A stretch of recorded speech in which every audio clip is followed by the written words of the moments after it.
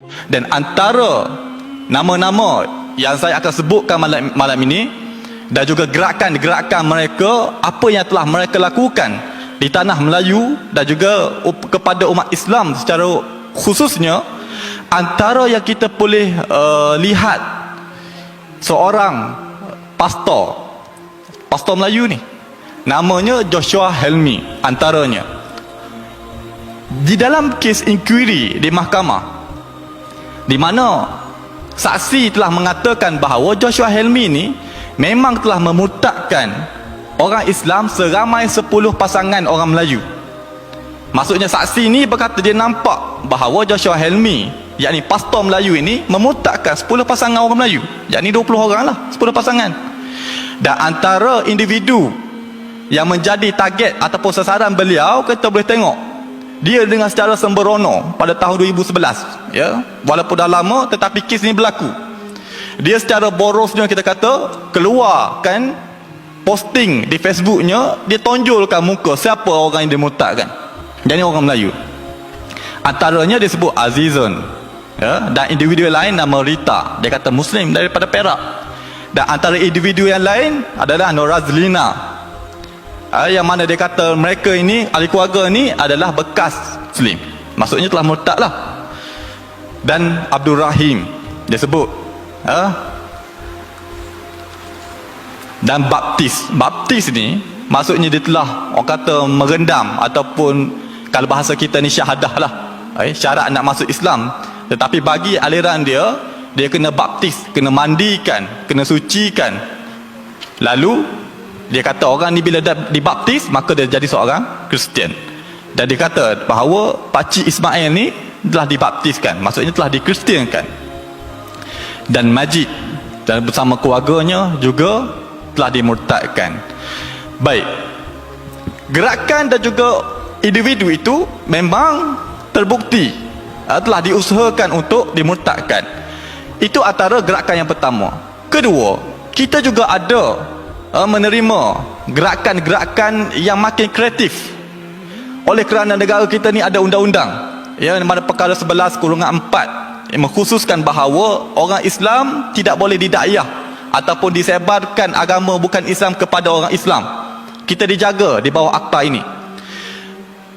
Oleh kerana kerajaan kita, negara kita ni ada, orang kata, special punya undang-undang ni, maka tugas untuk memurtadkan orang Islam ni mula menjadi semakin kreatif. Dia bila ada tekanan, lagilah dia akan kreatif untuk cuba masuk, untuk deal dengan situasi di bawah tekanan tersebut. Maka wujudlah kumpulan dikenali sebagai MBB, yang ini dikenali sebagai Muslim Background Believer. Apa dimaksudkan MBB ni adalah pewatakan tu dengan, orang kata, culture, budayanya kekal sebagai seorang Muslim, kekal sebagai seorang Melayu, tetapi sudut dalamannya kena Kristian. Antara contoh dia kita boleh tengok, dia telah menjadi pengikut Isa alaihissalam selama lebih dari nama tahun kekal Ahmad setelah keputusannya di Indonesia untuk mengikuti Isa al-Masih. Tapi pemakaian tuan-tuan keluarga tengok, dan teman-temannya memperhatikan bahwa Ahmad telah menjadi orang baik. Dia menjadi seseorang yang lebih mengasihi dan bertanggung jawab dan lebih setia berdoa, dan menceritakan imannya dalam Al-Masih kepada istri bersama anaknya. Mereka berkumpul bersama dan dia berkumpul, biasa kita baca Quran lah, bagi mereka membaca Bible. Seperti Ahmad, banyak dari mereka memulainya dengan kumpulan keluarga bersama-sama istri dan anak-anak, bahkan sahabat-sahabat. Kehadiran Isa al-Masih di tengah-tengah kita, bahwa dia pernah bersabda, di mana 2-3 orang berkumpul di dalam namanya, ruhnya hadir di tengah-tengah kita. Kita datang dengan kerendahan hati pada Isa al-Masih, kalimatullah yang hidup dan menjadi korban bagi kita, dan kita boleh hidup dalam kebahagiaan. Malam ini sebelum kita mulai, saya ingin memutarkan sebuah kaset yang berisi pembacaan kitab Injil dalam bahasa Arab yang dikirimkan oleh seorang saudara dari Mesir. Selain daripada tu, kita tengok antara orang Islam MBB yang mana kekal imej penampilan sebagai seorang Muslim tetapi dibaptiskan di dalam sungai. Kami baptiskan Ibu Sari di dalam nama Bapa, Anak, dan Roh Kudus. Okey, satu keluarga ni kekal pakai kopiah, pakai tudung, tetapi dalaman keimanan Mohon dukungan kena doa. beriman kepada Nabi Isa. Dia kekal kepada Semua Nabi yang Isa. besar-besaran.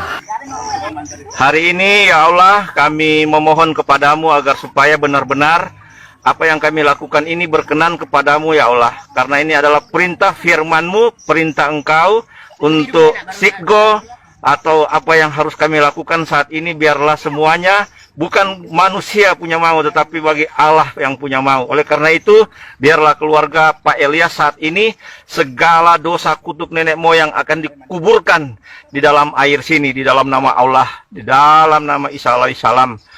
Inilah doa kami. Amin amin ya rabbal alamin. Oke. Ya, silakan Ibu nanti. Ya, duluan. Ya. Ya. Ya. Tutup hidungnya. Ya. Oke. Okey. Dia kekalkan dengan istilah-istilah Islami dan sebagainya. Tetapi kandungan dia, konten dia adalah Kristian. Dan kita tengok antara gerakan antara bangsa apabila mereka bercakap tentang ABB di Malaysia, dan dia sebut antara mereka selalu mendoakan kepada gerakan-gerakan orang kata MBB ni, yang mana orang Melayu pakai dengan keluarga Melayu, hidup dengan budaya cara orang Islam, tetapi hakikatnya Kristian. Ya. Yang ini di kes di Sabah. Dan ini sama, Sebastian, a believer from a Muslim background in Malaysia. Ya, daripada Open Door South Africa, daripada gerakan Kristian antarabangsa. Golongan-golongan ideologi, golongan-golongan gerakan agama datang ke negara kita ni, mereka akan melakukan dakwah. Mereka akan berdakwah ke orang Islam. Maka tugas kita adalah lebih aktif dengan melakukan dakwah kepada mereka. Biar mereka pula bertahan. Kenapa pula kita nak ambil pendekatan kita pula bertahan? Kita majoriti, kita ada institusi agama, kita ada peluang, ada ruang dan sebagainya, maka digunakan sebaik mungkin perkara ini, maka kita melakukan dakwah kepada non-Muslim. Kata tuan rasa kita duduk diam, kita tak nak buat dakwah, tuan ingat mereka akan diam untuk tak berdaya? Kita diam macam mana mereka akan tetap berdaya? Oleh itu, kita ambil peluang balik, lawan balik dengan tu ke lapangan.